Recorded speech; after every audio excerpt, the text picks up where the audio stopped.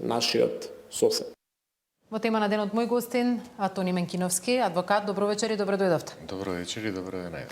Најпрво, што точно се случи на 6 март на македонско-бугарската граница? Како бевте известен дека практично повеќе не можете во следните 10 години да влезете во соседна Бугарија? На самиот граничен премен при влез во Република Бугарија јас добив црн печат од страна на граничната полиција на Република Бугарија и добив исто така известување, значи двојазично, бугарско и англиски, значи на кое се известувам дека сум на нивната национална листа, значи не сум осудува, не сум гонет по било која, не сум ги прекршил правилата на Европска унија, него едноставно сум на нивната национална листа, значи што представува заплашување за нивната национална безбедност.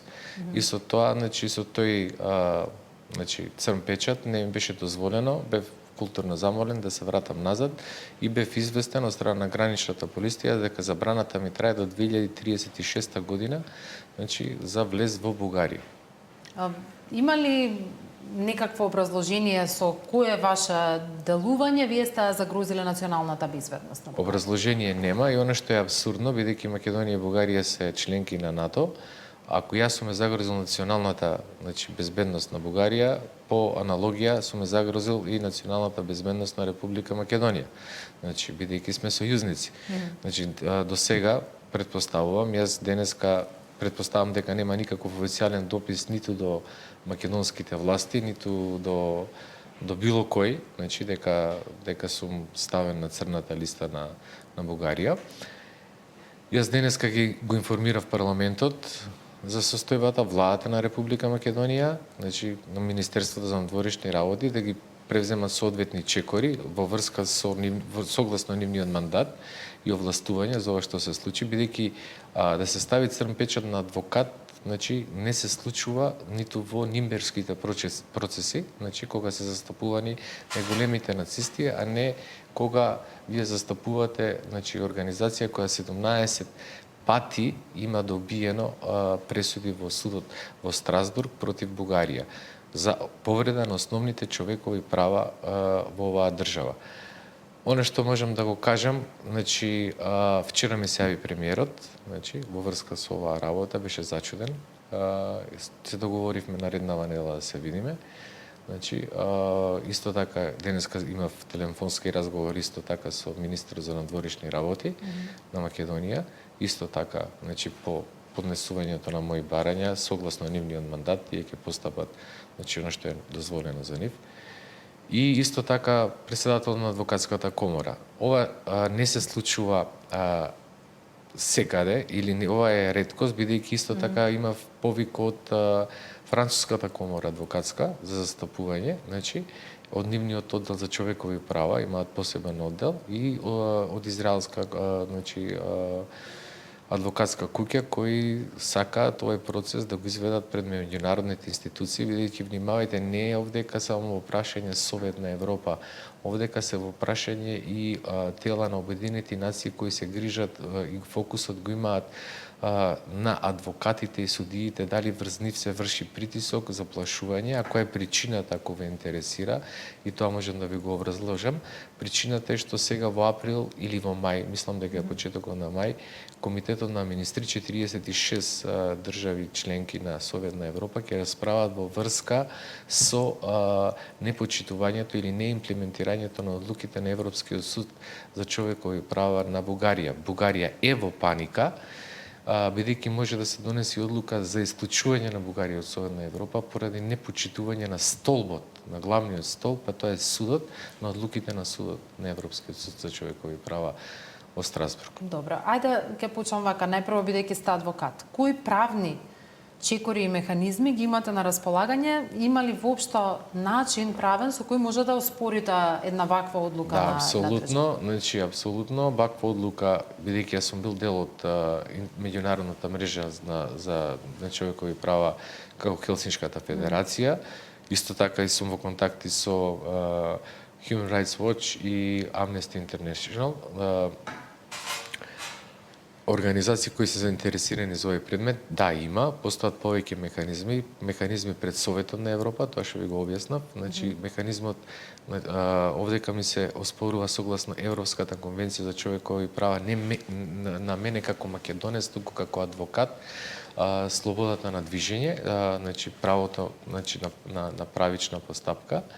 И значи тоа се механизмите на Совет на Европа пред Европскиот суд за човекови права, значи исто тука е и комесарот за човекови права на Совет на Европа, но поопасни се механизмите на Обединетите нации, бидејќи тие механизми значи се многу интересни, бидејќи постојат посебни одделенија при значи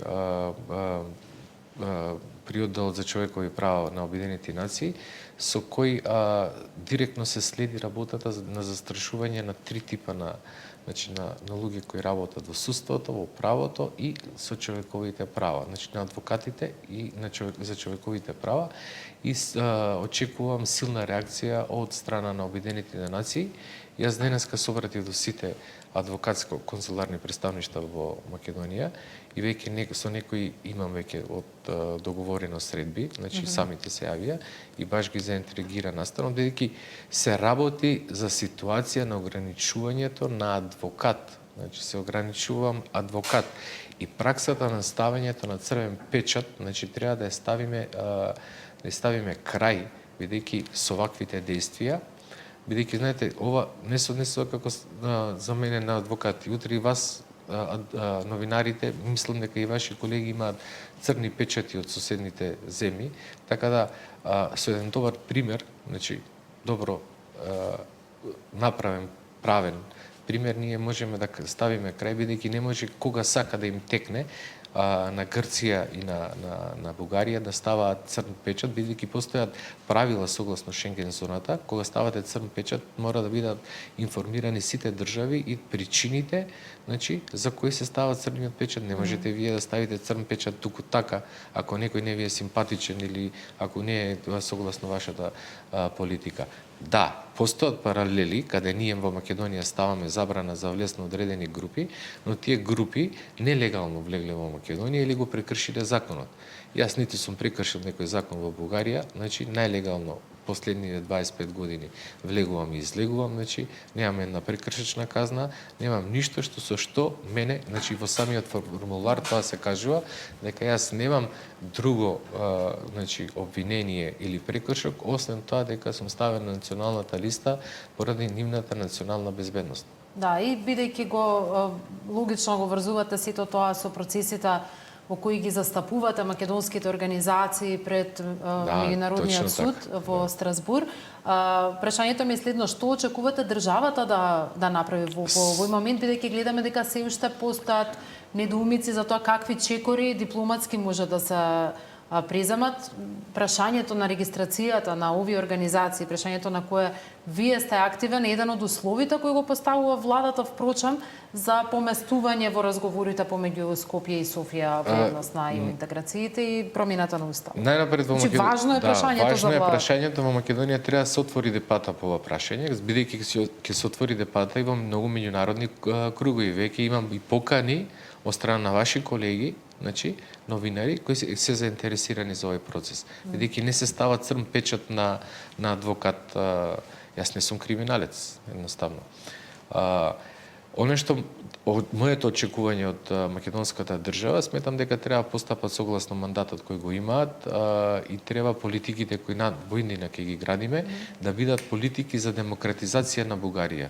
Значи, да не правиме равенство помеѓу она што тие го нарекуваат шовинизам, значи нема овдека шовинизам и говор на омраза, значи ние сакаме едноставно Бугарија да биде подобра држава и Бугарија да ги почитува правата на македонското малцинство, значи во целост. Тоа е нашата цел. Значи, не е нашата цел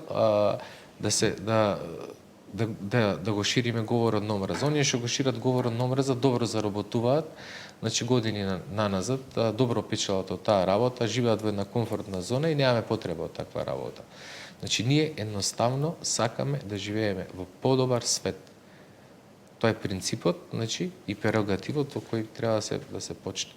Добре, со оглед на ситуацијата сегашно, обесхрабрен ли сте понатаму да ги застапувате организациите кои ги застапувате, особено за овој настан кој го најавувате за во април? Да, овој чекор го очекував, само не знаев кога ќе дојде, бидејќи ова е израз на немојк на сегашната политика на Бугарија кон нас македонците и ја користам оваа прилика да упатам јавен апел до претседателката на Република Македонија, да ги одликува со орден за храброст македонците, бидејќи многу добро знаеме дека овие 17 пресуди, јас само бев алатката, а за овие 17 пресуди стоат луѓе кои никогаш не се поколебале во нивниот македонски идентитет, и никогаш не смениле својата самосвест да ги одликува со орден за храброст.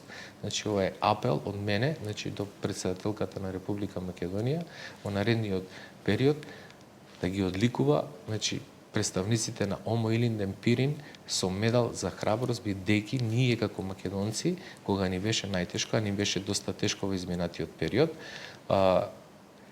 нивните пресуди ги искористивме како адут.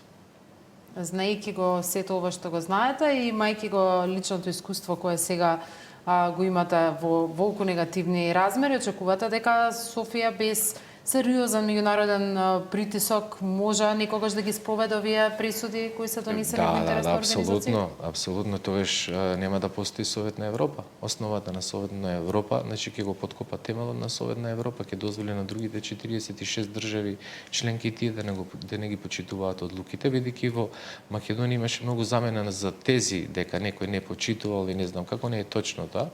Одлуките на судот се применуваат. Може би подоцна, касна, но мора да се применуваат. Така да сум оптимист и мора да одиме понатака и мора како македонци, да веруваме дека ќе се сменат работите, бидејќи и во таа Бугарија има демократска јавност која не признава нас македонците како македонци, и немаат проблем. Ние имаме проблем со една структура, шовинистичка структура, која шири говор на омрза и живее од тоа што го работи. Тони Мекиновски, во тема на денот, ви благодарам за вечерашното гостување.